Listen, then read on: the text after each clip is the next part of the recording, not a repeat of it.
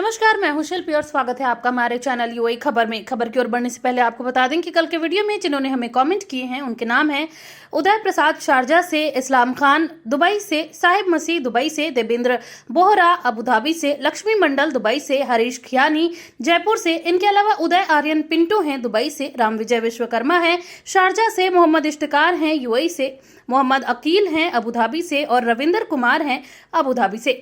अगर आप भी चाहते हैं कि आपका कमेंट आपके नाम के साथ हमारे वीडियो में फीचर हो तो हमें कमेंट करके जरूर बताएं कि आप ये वीडियो कहां से देख रहे हैं। साथ ही इस वीडियो पे अपनी राय हमें जरूर दें, जहां टॉप कमेंट्स फीचर होंगे हमारे अगले बुलेटिन में।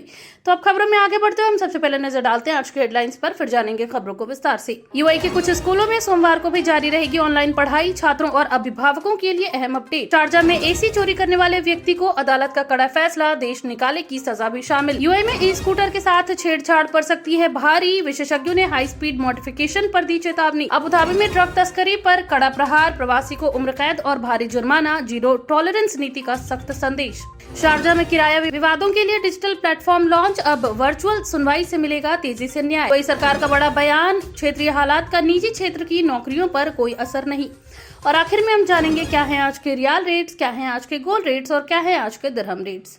तो शुरू करते हैं आज के ताजा बुलेटिन, लेकिन उससे पहले आप यूएई और देश दुनिया की तमाम बड़ी खबरों को सबसे पहले जानने के लिए हमारे चैनल को सब्सक्राइब करके बेल आइकन पर जरूर क्लिक करें। चलिए खबरों को जानते हैं विस्तार से।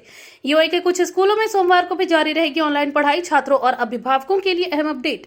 यूएई में शिक्षा से जुड़ा एक महत्वपूर्ण फैसला सामने आया है, जिसके तहत कुछ स्कूलों में सोमवार को भी डिस्टेंस लर्निंग यानी ऑनलाइन पढ़ाई जारी रहेगी। ये निर्णय छात्रों की सुरक्षा और मौजूदा परिस्थितियों को ध्यान में रखते हुए लिया गया है। वहीं संबंधित शिक्षा प्राधिकरणों ने स्पष्ट किया है कि सभी स्कूलों पर यह नियम लागू नहीं होगा, बल्कि केवल उन संस्थानों में ऑनलाइन क्लासेस जारी रहेंगे जहां इसकी आवश्यकता महसूस की गई है। वहीं स्कूल प्रशासन को भी निर्देश दिया गया है कि वे अभिभावकों को समय पर सूचना दें और ऑनलाइन पढ़ाई के दौरान छात्रों की उपस्थिति और सहभागिता सुनिश्चित करें।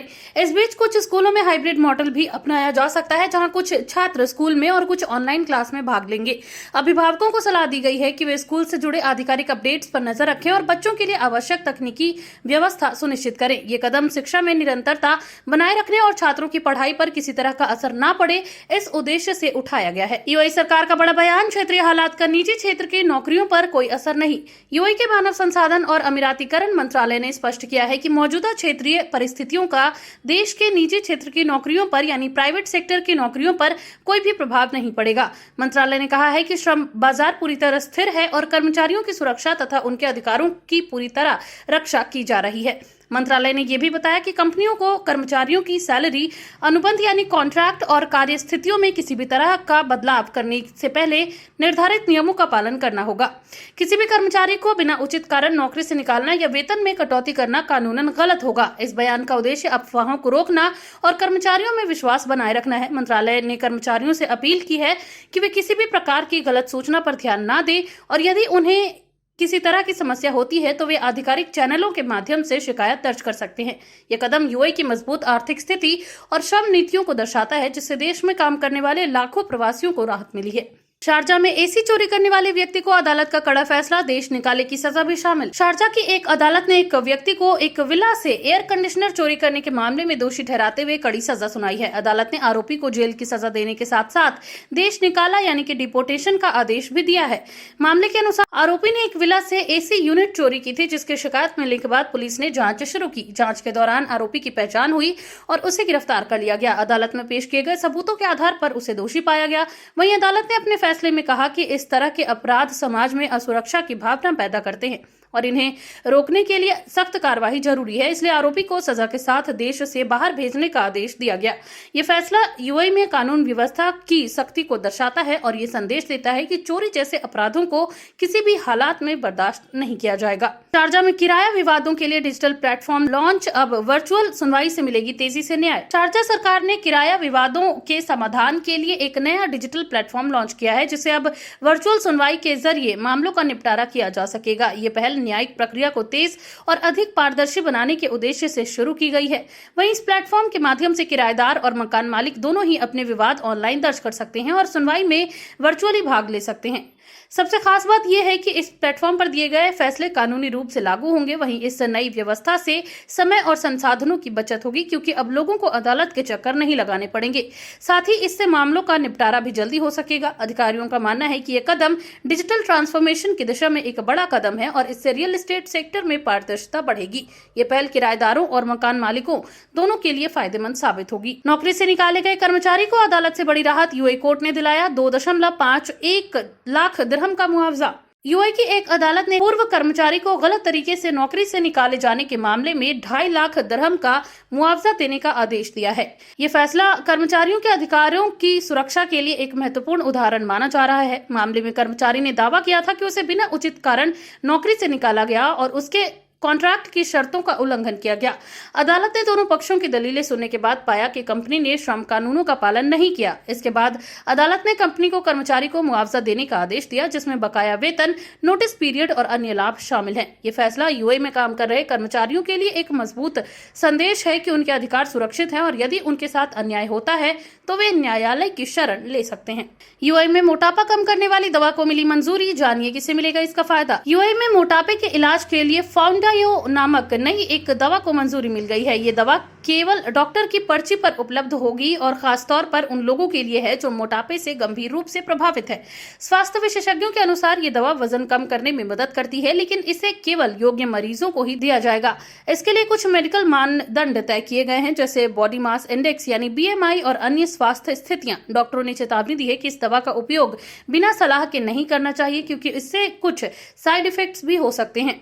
ये दवा उन लोगों के लिए एक नई उम्मीद की किरण है जो लंबे समय से वजन घटाने में संघर्ष कर रहे हैं। हालांकि विशेषज्ञों का कहना है कि दवा के साथ साथ सही खान-पान और व्यायाम भी जरूरी है। यूएई में ई स्कूटर के साथ छेड़छाड़ पड़ सकती है भारी। विशेषज्ञों ने हाई स्पीड मॉडिफिकेशन पर दी चेतावनी।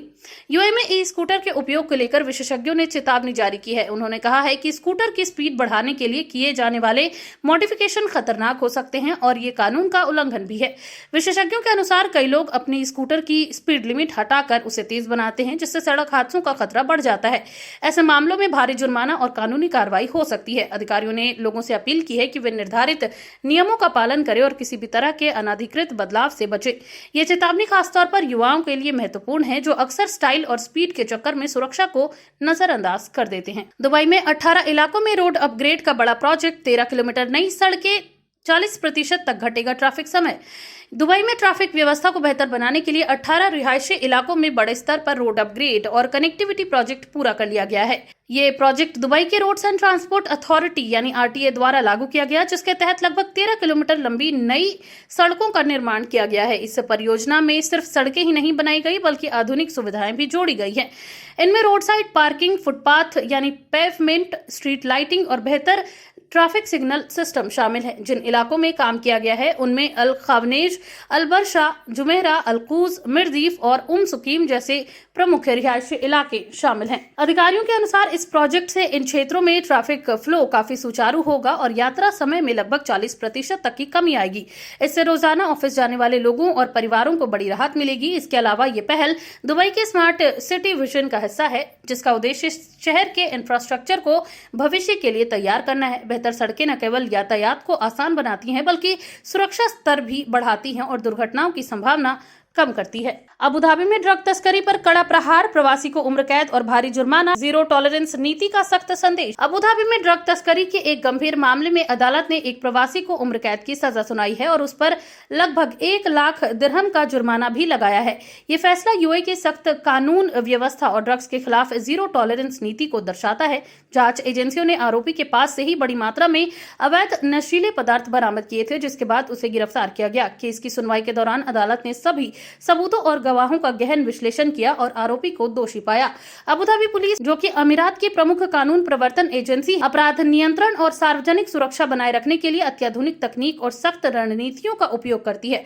अधिकारियों ने साफ कहा है कि यूएई में इस तरीके से जुड़े अपराधों को बेहद गंभीरता से लिया जाता है और इसमें शामिल लोगों को कड़ी से कड़ी सजा दी जाती है, जिसमें लंबी जेल की सजा, भारी जुर्माना और डिपोटेशन भी शामिल हो सकता है। ये मामला एक सख्त चेतावनी है कि यूएई में कानून का उल्लंघन करने वालों के लिए कोई राहत नहीं है, खासकर जब बात ड्रग तस्करी जैसे गंभीर अपराध की हो। शारजा पुलिस की ताकत बढ़ी, नई ग्रेनेडियर 4x4 गाड़ी शामिल, कठिन इलाकों में भी तेजी से पहुंचेगी मदद।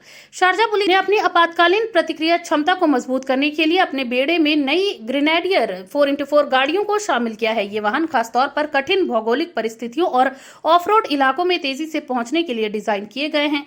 वहीं ग्रेनेडियर 4x4 गाड़ी अपनी मजबूत बॉडी, हाई ग्राउंड क्लियरेंस और एडवांस टेक्नोलॉजी के लिए जानी जाती है। ये वाहन रेगिस्तानी इलाकों, पहाड़ी क्षेत्रों और आपात स्थितियों में बेहतर प्रदर्शन करता है, जिससे पुलिस की प्रतिक्रिया समय में भी काफी सुधार होगा। अब जानते हैं क्या है आज के रियाल रेट्स। तो आज एक सऊदी रियाल के मुकाबले 24.74 रुपया है, जो कि पिछले दिन 24.81 रुपए पर था। वहीं एक सऊदी रियाल के मुकाबले आज 40.10 नेपाली रुपये है, जो कि पिछले दिन 40.21 नेपाली रुपये पर था। वहीं एक सऊदी रियाल में आज 32.70 बांग्लादेशी टका है, जो कि पिछले दिन 32.77 बांग्लादेशी टका पर था। वहीं एक सऊदी रियाल के मुकाबले आज 74.15 पाकिस्तानी रुपये है, जो कि पिछले दिन 74.20 पाकिस्तानी रुपये पर था। वहीं एक सऊदी रियाल के मुकाबले आज 24.74 भूटानी करेंसी है, जो कि पिछले दिन 24.81 भूटानी करेंसी पर थी। क्या है आज के गोल्ड रेट्स। तो यूएई में सोने की कीमतों में लगातार उतार चढ़ाव जारी है, जहां यूएई में आज 18 कैरेट सोने का दाम 440.50 दिरहम प्रति ग्राम है, जो कि पिछले दिन 439.75 दिरहम प्रति ग्राम पर था। यानी कि 18 कैरेट गोल्ड की भारतीय मुद्रा में बात की जाए तो लगभग 11,160 रुपए होते हैं। वहीं आज यूएई में 22 कैरेट गोल्ड का दाम 536 दिरहम प्रति ग्राम है, जो कि भारतीय मुद्रा में 13,580 रुपए के लगभग होते हैं, जो कि पिछले दिन 535 दिरहम प्रति ग्राम पर था। वहीं यूएई में आज 24 कैरेट सोने का दाम 578.75 दिरहम प्रति ग्राम है, जो कि पिछले दिन 577.75 दिरहम प्रति ग्राम पर था। वहीं आज 24 कैरेट सोने के दाम की भारतीय मुद्रा में बात की जाए तो लगभग 14,663 रुपए होते हैं। क्या है आज के दिरहम रेट। तो आज एक यूएई दिरहम के मुकाबले 25.24 रुपया है, जो कि पिछले दिन 25.33 रुपए पर थी। वहीं एक यूएई दिरहम के मुकाबले आज 40.52 नेपाली रुपये है, जो कि पिछले दिन 40.60 नेपाली रुपये पर था। वहीं एक यूएई दिरहम में आज 33.42 बांग्लादेशी टका है, जो कि पिछले दिन 33.48 बांग्लादेशी टका पर थी। वहीं एक यूएई दिरहम के मुकाबले आज 75.85 पाकिस्तानी रुपये है, जो कि पिछले दिन 75.92 पाकिस्तानी रुपये पर था। वहीं एक यूएई दिरहम के मुकाबले आज 25.24 भूटानी करेंसी है, जो कि पिछले दिन 25.33 भूटानी करेंसी पर थी। तो ये थी आज के तमाम ताज़ा अपडेट्स। ऐसी और खबरों को जानने के लिए बने रहिए यूएई खबर के साथ। धन्यवाद।